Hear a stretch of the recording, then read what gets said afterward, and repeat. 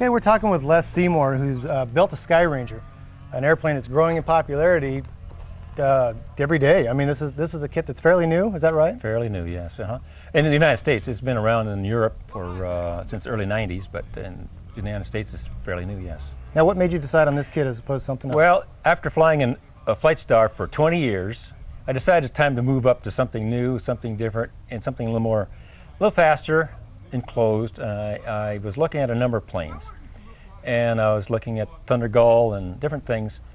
But my friend Tom Lombardi, who built one of these in a very short period of time, right, steered me to Barnstormers one day and said, "Hey, there's a 912 available. Look there." And so I went, and I was able to get the engine at a very reasonable price. Well, that dictated going into a Skyranger, and I'm very happy that I did that. Now, how long did this take you to build? I got the kit in July last year. I finished it in March, but I didn't work on it full time. Take off in a month during the Christmas time. But 440 hours total time. I logged the time as much accurately as I could, but about 440 hours. And what's the build time suggested by the factory? Well, they can, if you don't do, depending on what all you're doing, all the detail work, you can build it in less than 100 hours. I mean, they've done it in, two man, 16-hour days, a couple 16-hour days, they can do it, but that's without any clear coating, that's without all the details. That's fast. That's very fast.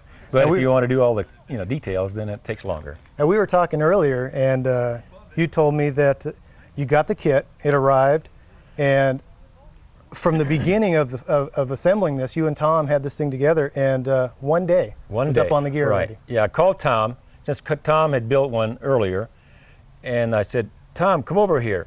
I've got all these boxes, where do I start?" He said, "Well, first of all, we laid them all out, all the pieces, and we started inventory." Well, he said, "Well, let's just start putting it together." He says, "This goes here, this goes there."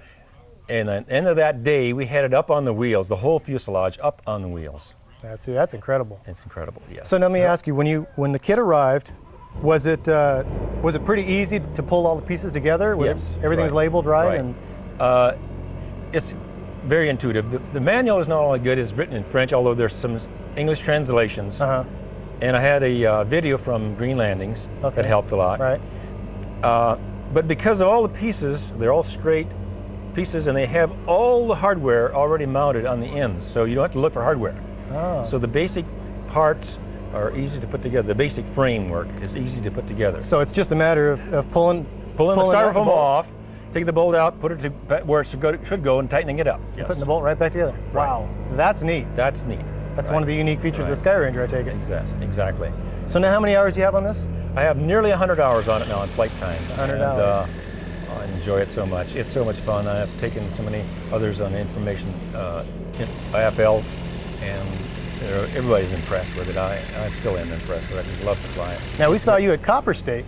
Yes. And was that your furthest flight you've done so far? Yeah, that's the first flight I've done so far. How'd that go? That went great. Yeah. Mark and I flew up there. Mark Walters and I flew there. We met Tom Lombardi at Buckeye. We flew in together and camped out. And then Mark and I flew back to Paris in less than 4 hours time. One stop at Blythe. Yeah. Wow. What's your next trip?